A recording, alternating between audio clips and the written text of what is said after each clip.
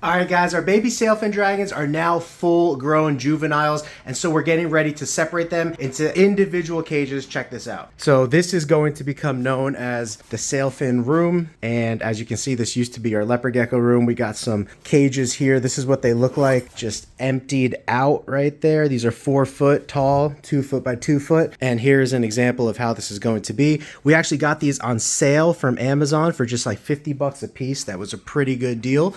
And then I made everything else in here. So one of the biggest things that I learned with our last cage is we need floor space. The more that you expand your water bowls, you're gonna need floor space for these guys because they love to swim. They always poop in their water, which is great, which is why I positioned their food bowl up here. It's pinned to this log. That way the food will never get water splashed into it because it's above the ground now. And then I actually just cinched these in with 4 screws on each side there, and I made a little jungle gym kind of thing for the animals. So I think they're really going to enjoy this. This will be a cage for a single sailfin dragon that will grow up into sub-adulthood, and then we will eventually get adult cages. Guys, this is why I love sailfin dragons so much.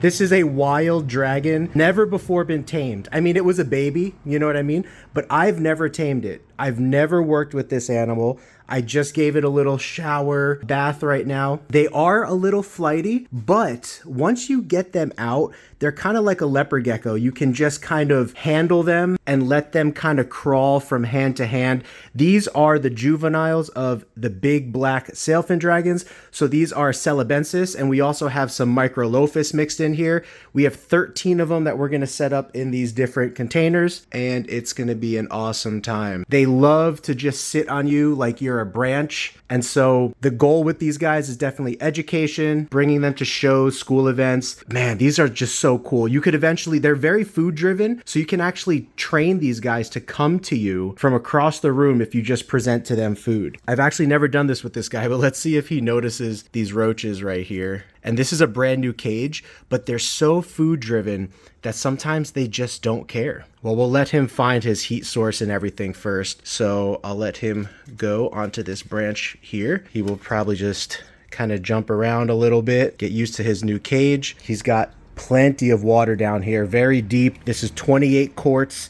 About 3/4 full. As he gets older, we can definitely fill it up a little bit more. But man, dinosaur, dragon, or what, guys? This is an amazing animal. I don't know if this is going to wind up being a male or female. If I had to guess, I would probably guess that this was going to wind up to be a female, just the way that it looks right now, because its fins and its crest isn't as big. You'll see some males that we wind up showing off, and you can see the cage closes up, and it's really great. It holds humidity very well. We use this bar right here and some aluminum gauge wire to hold that light in place. 1 down, 13 to go. I also really like these because they have this looking glass right here, and I can see that this guy was already looking at his food right there. He's eyeballing it. Look at him.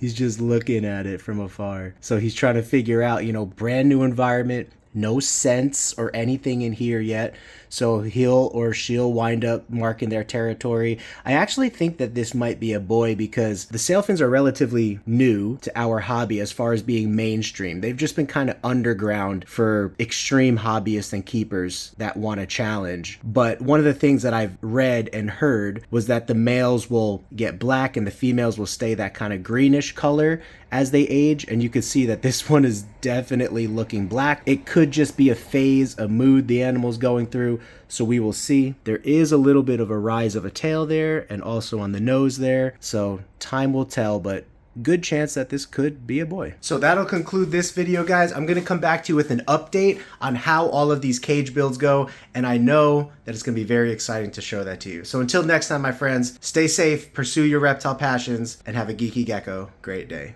Peace.